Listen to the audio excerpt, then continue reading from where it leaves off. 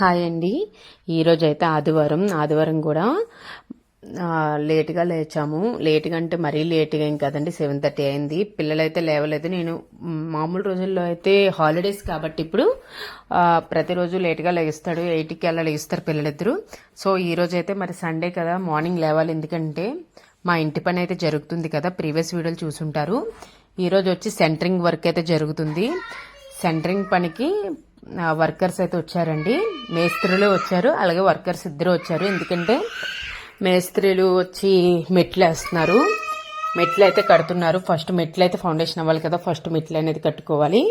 మనకి స్లాబ్ వేసే ముందు మెట్లు అనేది ఫస్ట్ అవ్వాలి కాబట్టి మెట్లకి సెంటరింగ్ అయితే వర్క్ అయిపోయింది, రాడ్ వర్క్ అయిపోయింది. సో అదైతే మెట్లు వీళ్ళు వేసుకుంటున్నారు.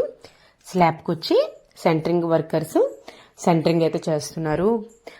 మన ఇంటి కోసం చాలా మంది కష్టపడతారండి. మనం నార్మల్గా ఒక ఇల్లు కొనేసుకొని ఒక 50 లక్షలకు, 60 లక్షలకు, 70 లక్షలకు ఇల్లు కొనేసుకొని చక్కగా వెళ్ళిపోతాం. కానీ ఆ 70-80 లక్షల వెనక ఎంతమంది కష్టం ఉంటుందో నాకు ఈ రోజు నాకు అర్థమవుతుంది. అమ్మ నాన్నకి సొంత ఇల్లు ఉంది. మాకు విలేజ్లో శ్రీకాకుళంలో అయితే సొంత ఇల్లు ఉందండి. మాకు సిటీలో, ఈ రాజమండ్రి సిటీలో అయితే ఓన్ హౌస్ లేదు. ఇప్పుడు కూడా మాకు గవర్నమెంట్ ఇచ్చిన ఇల్లు తప్ప అమ్మాలకి మామూలుగా ఇల్లు సొంతంగా అయితే కట్టుకునే ఇల్లు అయితే ఏమీ లేదు.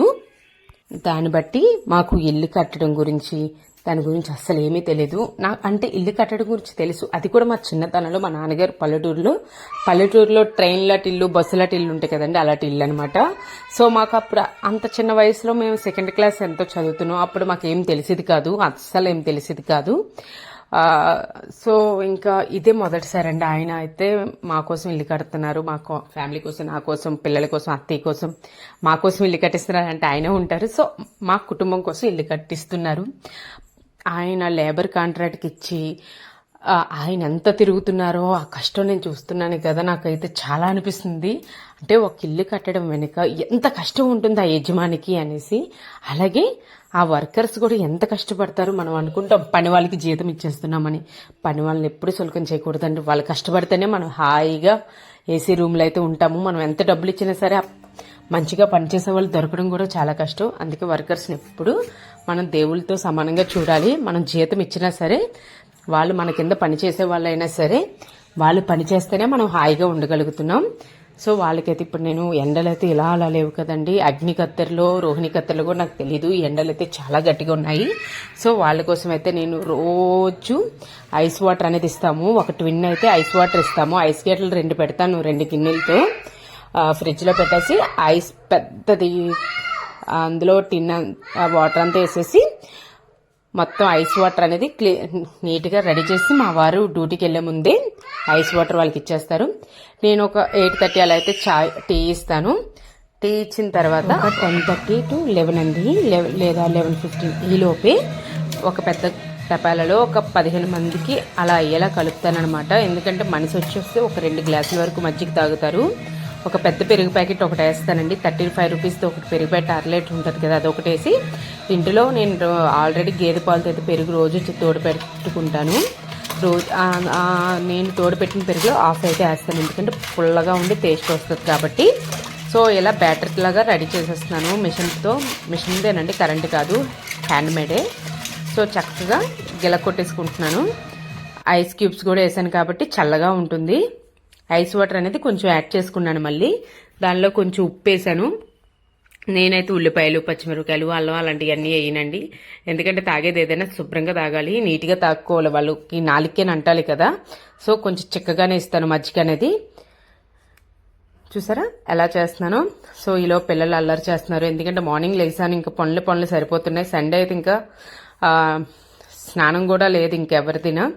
సో ఎందుకంటే ఆదివారం అసలు వర్కర్స్ రారు.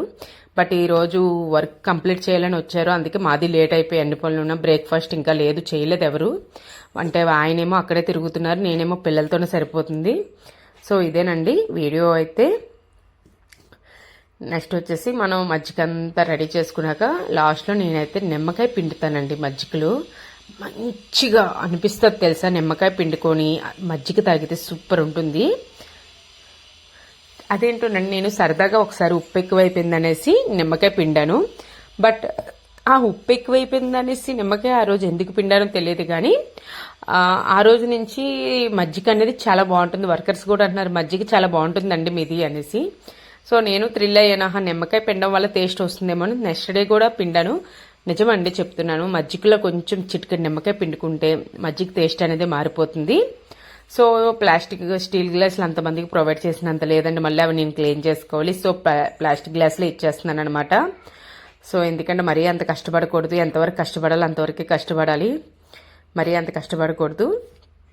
సో హౌస్ వీడియో కూడా ఎక్కడి వరకు వర్క్ వచ్చింది ఏంటనేది కూడా మీకు త్వరలోనే వీడియో పెడతాను. సెంటరింగ్ వర్క్ వరకు వచ్చిందంటే స్లాబ్ వరకు వస్తుందన్నమాట. త్వరలోనే స్లాబ్ వేస్తారు, ఇంకా 1 వీక్ పడుతుంది స్లాబ్ వేయడానికి. ఎందుకంటే సెంటరింగ్ వర్క్ అవ్వడానికి ఒక 4 days పడుతుంది. తర్వాత రాడ్లు అనేది అల్లుతారండి. ఇంకా మేము రాడ్లు అయితే ఆర్డర్ ఇవ్వలేదు, ఇంకా ఇవ్వాలి ఆర్డరు. మేస్త్రి గారికి అడిగారు ఈయన ఏ రాడ్లు ఇవ్వాలి ఏంటి అనేది. అది రాసుకున్న తర్వాత ఆర్డర్ అనేది ఇస్తారు. రాడ్లు ఆర్డర్ ఇచ్చాక ఒక 3-4 daysలో సెంటరింగ్ వర్క్ అయిపోతే రాడ్ల వాళ్ళు వచ్చేసి, అదేనండి రాడ్లు అంటే మీకు తెలిసే ఉంటుంది కదా, ఓసలు అంటారు తెలుగులో. ఓసలు రాడ్లు మరి ఏమంటారు, ఓసలు అల్లుతారు. వాళ్ళు వచ్చేసి అల్లుకొని వాళ్ళకైతే ఒక రోజే పడుతుందంట. 1 లేదా 2 రోజుల్లోపే వాళ్ళు ఓసలన్నీ అల్లేసి మొత్తం స్లాబ్కి రెడీ చేసేస్తారు. మేము 1 day గ్యాప్ ఇచ్చేసి మరుసటి రోజు స్లాబ్ అనేది వేసుకుంటాం. స్లాబ్ కూడా మంచి రోజు చూసుకోవాలనేసి విన్నానండి. ఎందుకంటే మనం ఇంటి పని మొదలైనప్పుడు గుమ్మంకి ఎలా ముహూర్తం చూస్తాము, బేస్మెంట్కి ముందు శంకుస్థాపనకి ఎలా ముహూర్తం చూసుకుంటాము, అలాగే మెయిన్ మన పైన ఉండేది స్లాబే కాబట్టి స్లాబ్కి అలాగే ముహూర్తం చూసుకుంటాం. సో స్లాబ్ వేయడానికి కూడా మంచి రోజు చూసుకోమన్నారు. సో మేమైతే మంచి రోజు చూసుకుని ఒక డేట్ అనుకున్నాం, బట్ ఆ డేట్కి అవుతుందో లేదో, వర్క్ అనేది కంప్లీట్ అవ్వాలి కదా. ఎందుకంటే మనకు డేట్ల కోసం వర్కర్స్ని కంగారు పట్టకూడదు. ఎందుకంటే గాబరిగా చేస్తే వర్క్ అనేది ఎగుడు దిగుడులాగా అయిపోతుంది. నిదానంగా చేస్తేనే పర్ఫెక్ట్గా అవుతుందండి. ఇది నా ఆలోచన, నేనైతే మా వారికైనా ఇదే చెప్తాను. సో మజ్జిగలో చూసారా నిమ్మకాయ పిండుకొని కొంచెం వాటర్ కూడా వేసుకున్నాను. మరీ చిక్కగా ఉంది. వెన్న అయితే చాలా బాగా వచ్చింది తెలుసా అండి. మీకైతే ఆ వీడియో స్కిప్ చేసేసాను, తీసేసాను. వెన్న బాగా వచ్చింది, ఇంట్లో పెరిగేసాను కాబట్టి. సో నాది నార్మల్గా ప్రీవియస్ వీడియోస్లో వెన్న తయారు చేయడం, పాలు మేకడి నుంచి వెన్న తీయడం అనేది చాలా వీడియోస్ ఉన్నాయి. సో మీరు ఒకసారి నా యూట్యూబ్ ఛానల్లోకి వెళ్ళి ఆ వీడియోలు చూడండి. ఇంటి పనుల కోసం ఉంది, గుమ్మం వీడియో కూడా ఉంది. మంచి యూస్ఫుల్ వీడియోసే ఉన్నాయి. ప్లీజ్ సపోర్ట్ చేయండి, వీడియోస్ చూసి సబ్స్క్రైబ్ కూడా చేసుకోండి. సో ఫస్ట్ అయితే నేను ఇది నాకున్న అలవాటు అనుకుంటాను, ఓన్లీ దేవుడి ప్రసాదం తప్పించి మిగతా ఎవరికైనా సరే బయట దేవుడికి ప్రసాదం ఎందుకు టేస్ట్ చూడను అంటే, నేను ఒకటి చెప్తున్నానండి, దేవుడు తినడు కాబట్టి నేను టేస్ట్ చూడను, ఇదైతే కరెక్ట్. బట్ మనం బయట వాళ్ళకి ఇచ్చేది ఏదైనా సరే మనం ముందు రుచిగా చూడాలి. నా పిల్లల నుంచి నాకు అలవాటైందని, ముందు నాకు అలవాట్లేదు. నా పిల్లలకి ఏది పెట్టినా నేను ముందు ఒక స్పూన్ తిన్నాకే వాళ్ళకి పెడతాను. బట్ అలాగే బయట వాళ్ళకి ఏదైనా ఫుడ్ కానీ ఏదైనా ఇచ్చేటప్పుడు నేను కొంచెం తాగి టేస్ట్ చూసాకే బయట వాళ్ళకి ఇస్తాను. ఇది నాకు మంచి అలవాటు అనుకుంటారు, చెడ్డ అలవాటు అనుకుంటారు, యాజ్ యూరిస్. బట్ దానికి నేనేం చేయలేను. సో వీడియో లెంతీగా ఉంటుంది కానీ భలే ఉంటుంది కదా. సో నేనే కనిపిస్తుంటాను. సో ఈ రోజు నుంచి నేను నా పర్సనల్స్ అన్ని మీతో షేర్ చేసుకోవాలనుకుంటున్నాను. ఎంతమంది దీనికి ఓకే అంటారు నాకు కామెంట్ సెక్షన్లో కామెంట్ చేసి చెప్పండి. నా ప్రతి విషయం నాది తర్వాత అండి, నా చిన్నతనంలో ఒక ఫ్యామిలీని నేను చూశాను. నేను వాళ్ళ కోసమైతే మీకు ఒక 4-5 వీడియోలో క్లియర్గా చెప్పాలనుకుంటున్నాను. బట్ అలా చెప్పడం వల్ల మీకేమైనా యూజ్ అవుతుందేమో, మీకేమైనా అనిపిస్తుందేమో, ఎవరికైనా ఇలాంటివి బాధ అనిపిస్తాయేమో అనేసి నేను ఎప్పుడు ఎవరితో ఏమి షేర్ చేసుకోను. సో ఇక నుంచి మీరు నా ఫ్యామిలీ అవుతున్నారు కాబట్టి మీతోనే అన్నీ షేర్ చేసుకుంటాను. సో వాళ్ళకైతే మజ్జిగిచ్చి వచ్చిన తర్వాత